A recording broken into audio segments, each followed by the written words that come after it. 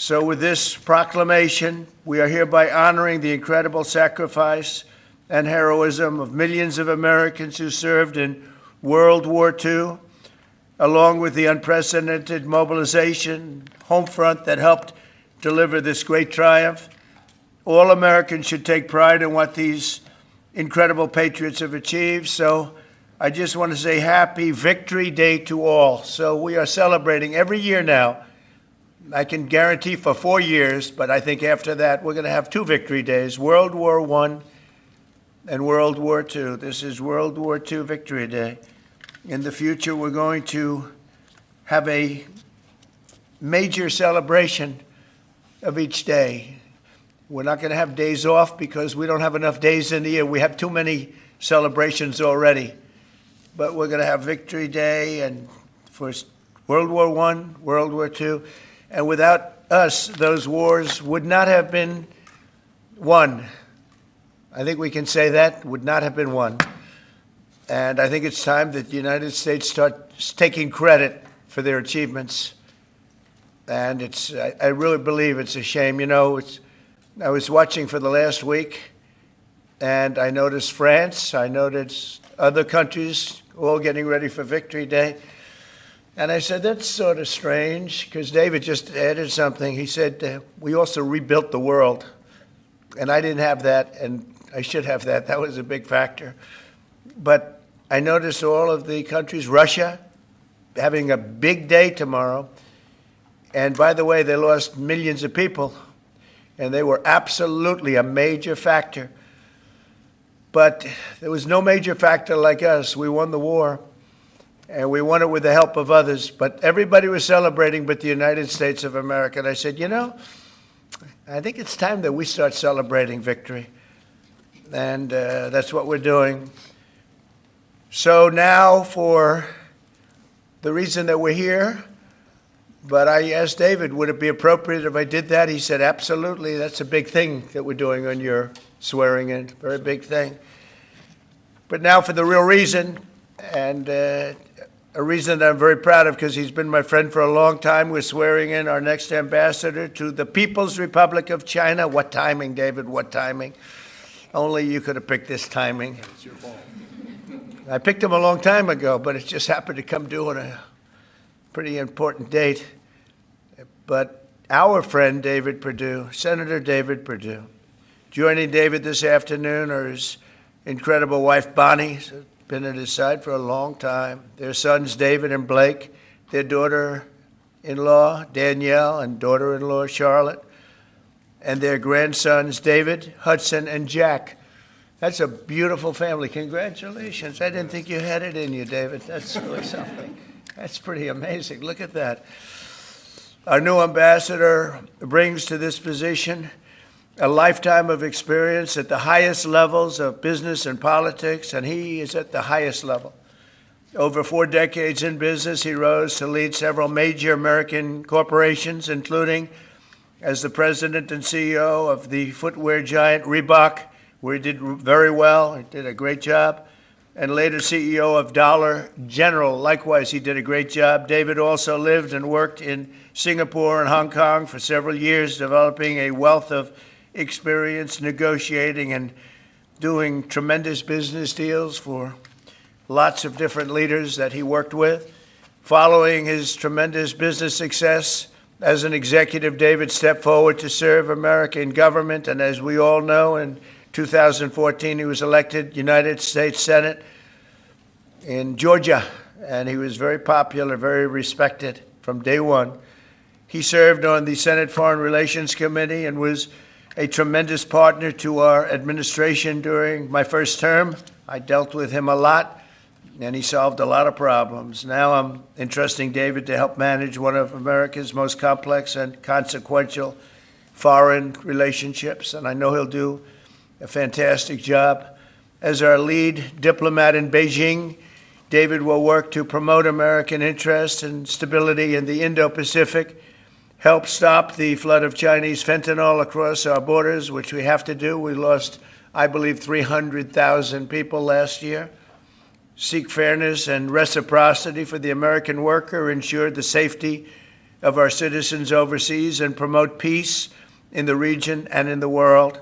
And I'm confident that he will do an exceptional job. He's an exceptional man, and make our country very proud and make our country very safe, too.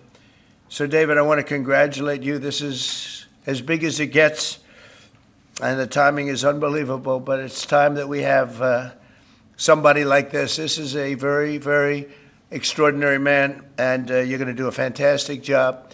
And say hello to President Xi when you're over there, please, okay? Thank you very much. Marco, would you do the service? Thank you.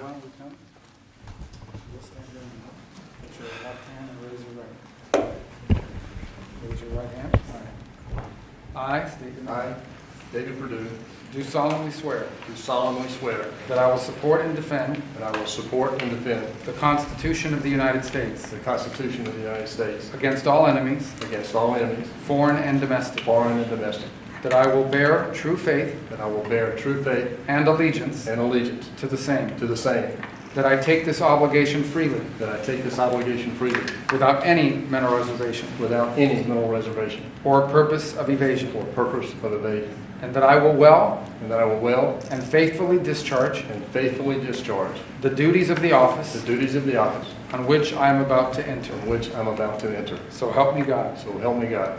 Congratulations. Thank you. Mr. Master.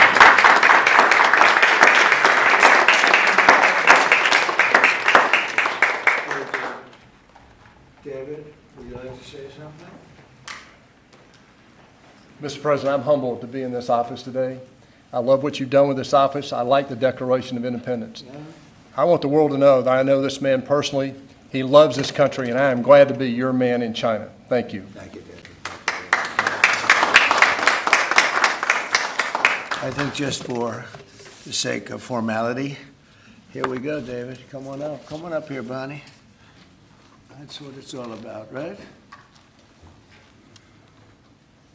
And now we send you on your way. Lots of luck. Yes, sir. We're right behind you, David. Look forward to seeing you over there, sir. Okay, have a good time. God bless Thank you. you. Congratulations, everybody. Congratulations. Any questions, please? Mr. President, the Treasury Secretary just told lawmakers that a tariff exemption for certain baby items like car seats is under consideration. Will you exempt some products that families rely I on? don't know. I'll think about it. I don't know. I really don't. I want to make it nice and simple. I'm not looking to have so many exemptions that nobody knows what's doing. We have to make it very simple, but I'll take a look at it. Yep. Mr. President, there are rumblings in Washington that some House Republican moderates are opposed to defunding Planned Parenthood in this year's reconciliation package.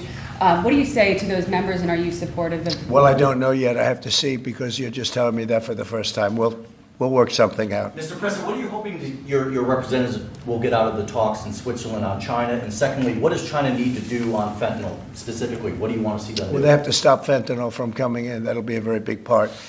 And I had that understanding with President Xi before I left last time, and we had a deal, and he would have honored the deal. But when Biden came in, of course, nothing ever happened with him. He didn't know what the hell he was doing. But that would have saved a lot of lives. That election cost us a lot of lives and a lot of heartache. The fact that we went through 4 years of misery, and you look at what's coming through the border, and the job of getting murderers out of our country. So many bad things happened. The wars. You wouldn't have October 7th. You wouldn't have Russia fighting with Ukraine. You wouldn't have had that disaster in Afghanistan. You wouldn't have had inflation. All these things would have not taken place. So sad to see what happened. Any other questions? Are your administration sending migrants to Libya? I don't know. You'll have to ask Homeland Security, please. Would you support sending migrants to Libya? Would you support President sending Vance migrants to said Libya? Russia was asking for too much to end the war. Given that, do you still have confidence that? When did he say that? Earlier this morning. Well, it's possible that he's right. He may know some things that, because I've been dealing with this and some other things, but we are getting to a point where some decisions are going to have to be made. I'm not happy about it. Okay. Just to follow up, sir, on the talks in Switzerland, what do you expect? What do you hope to come out of We'll those? see. I mean, look, it's we were losing $1 trillion a year. Now we're not losing anything, you know? That's the way I look at it. We were losing with China on trade $1 trillion a year. More, actually, 1.1. But let's say a trillion. You know what we're losing now? Nothing. That's not bad. Mr.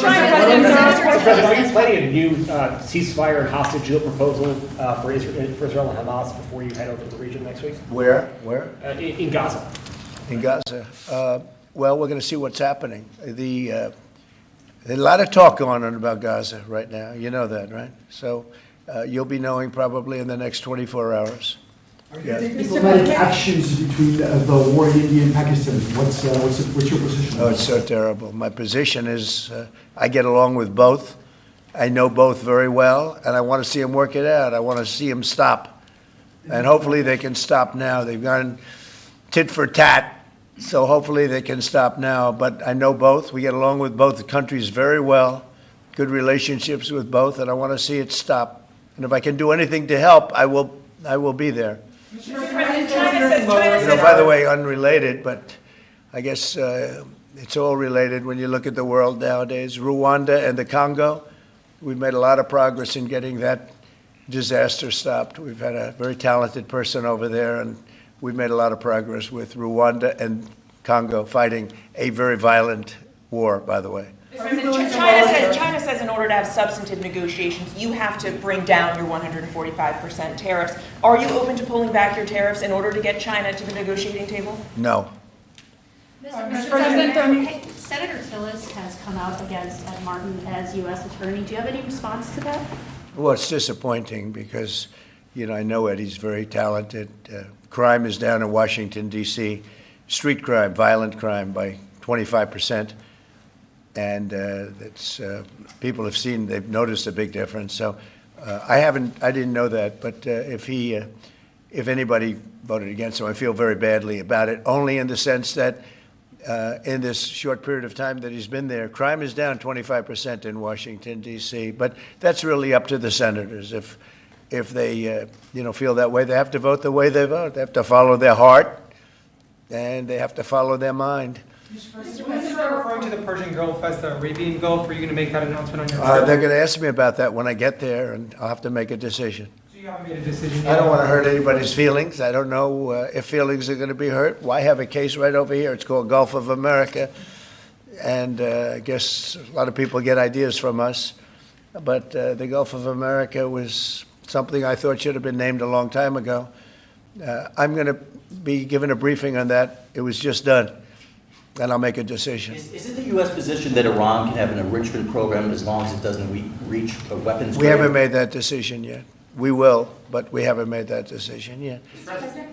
China said the U.S. initiated the trade talks this weekend and that its position hasn't changed. Are you still confident you can reach a deal with China? They said we initiated? Well, I think they ought to go back and study their files. Okay? I do think that. Go ahead. What Are you planning to ease chip export restrictions to some of these Gulf countries and then also make announcements regarding... We might be doing that, yeah. And their nuclear programs, civilian nuclear programs? And it'll be announced soon.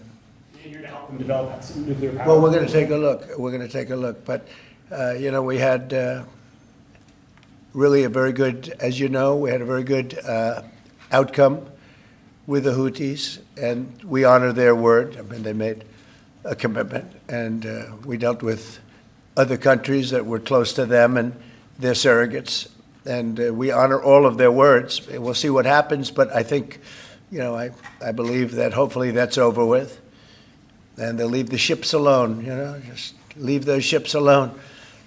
But so we do. We take their word for it. It was, we hit them very hard. They had a great capacity to withstand punishment. They took tremendous punishment. And, you could say there's a lot of bravery there. That it was amazing what they took. But we honor their commitment and their word. They gave us their word that they wouldn't be shooting ships anymore, and we honor that. I want to thank you all for being here. I want to congratulate David Perdue and his family. He's going to be really an incredible ambassador to China. I have no doubt about it. And we're going to work together very closely. Thank you all very much. Thank you.